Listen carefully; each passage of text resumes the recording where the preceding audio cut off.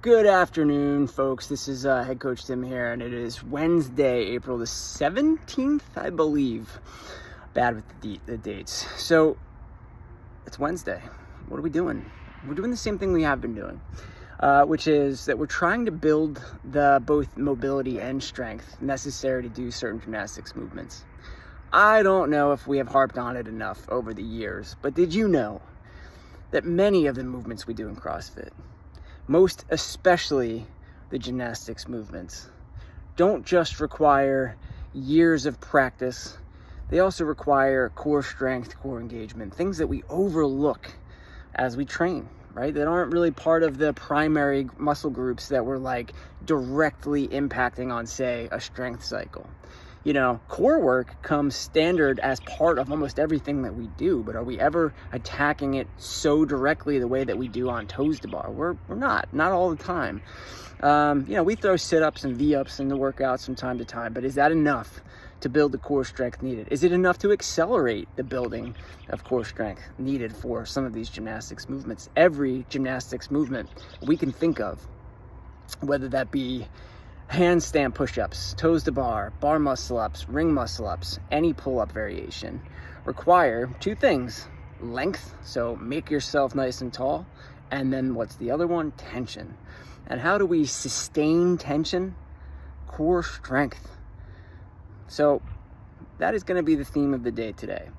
Most especially directly, we're going to feel that in toes to bar. Toes to bar are like an extreme sit-up, are they not? And so you're going to see a little bit of that work in today's practice, but also you're going to see it in strict pull-ups. You got to get really tense and tight in strict pull-ups, or else they become infinitely harder. So how are we going to practice this today? Well, you have all your accessory work. Go look at the videos for that. We'll go through that in class. The WOD, it could be a quick burner or it could be a really slow slog. It really depends on where you're already at with some of this core strength and gymnastics technique work. All it is 5 rounds. And in those 5 rounds, you have a single round consists of 5 strict pull-ups for some people, followed by 30-second plank hold, followed by 5 strict toes to bar for some people, followed by a hollow hold. What do you see in all 4 of those movements? How are all 4 of those movements similar? They all require core engagement. You might as well say that a round of this workout is just a 2.5-minute plank hold.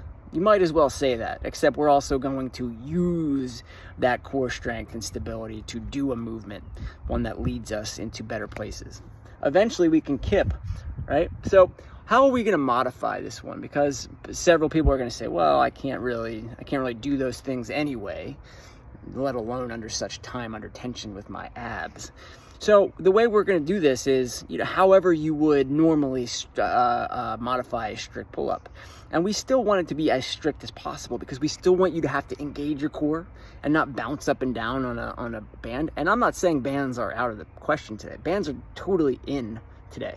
But make it as thin as possible so that you really got to get that extra pull and that extra core tightness in order to make it happen. For our strict toes to bar, you're really going to do the same idea. You're going to be braced and you're going to raise your legs as high as they'll go without a significant kip, really no kip at all.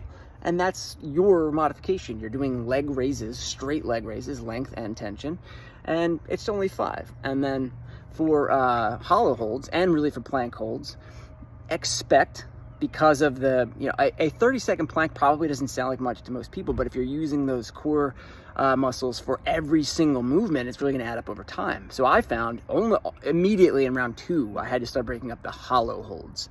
And I think that you'll find the same thing. So we have time to accommodate this today, but just know breaking these things up is fine, but it's not a 30-second window plank hold. It is accumulate 30 seconds of a plank hold, accumulate 30 seconds of a hollow hold, and get it done that way. So it's going to take time, right? It's not going to, the holds don't take a minute. They take however long you needed with breaks and all right? So that's why we have a 20-minute cap today. We know you're going to have to break some of this stuff up, and you're going to be sore from it the next day. Some of you fire breathers, guess what? It's probably a quick one for you. It took me 12-15. That wasn't quick for me. I had done some other stuff, but fire breathers, you're probably doing quarterfinals anyway. So enjoy the quick one for you, maybe. And we'll see how it goes. All right, guys, have fun.